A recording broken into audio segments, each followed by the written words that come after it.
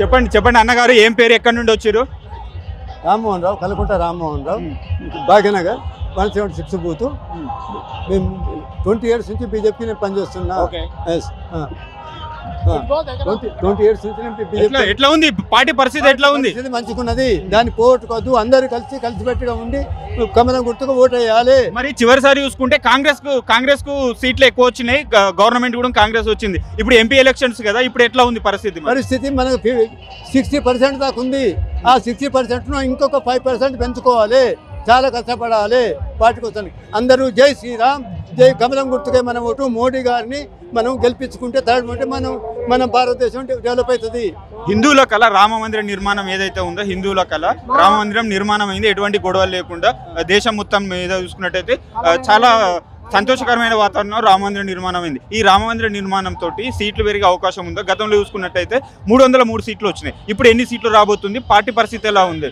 ఇప్పుడు మోదీ గారి ప్రభుత్వం చేస్తున్న పనుల గురించి కూడా చెప్పండి సార్. మోడీ గారు పరిశుభ్రతం ఏది మన మొత్తం ఆల్ ఇండియా లోపల మన అమితాబ్ బచ్చన్ తీసుకొని మొత్తం పరిశుభ్రత కోసానికి ఆయన ముఖ్య ప్రాముఖ్యత ఇచ్చింది. ఫస్ట్ నుంచి ప్రతి ఒక్క గ్రామానికి పరిశుభ్రత నేర్పించండి. ఎవరు ఇది వరకు చేయలే అట్లా.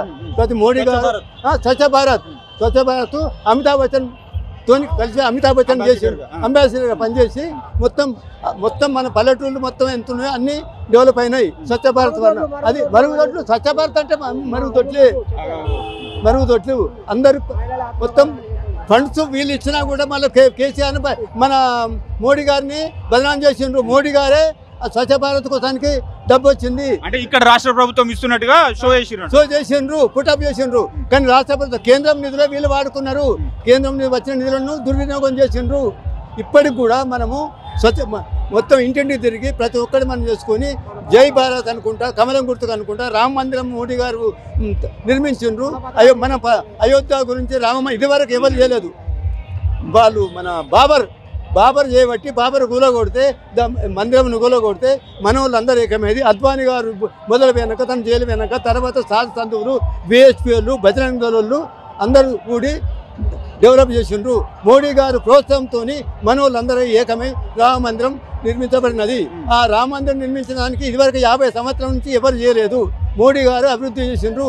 ఆ మోడీ గారు ఇంకొక 3rd టైం కదా 4th టైం వాళ్ళని గెలిపించుకుంటే మన దేశము బాగుపడుతుంది.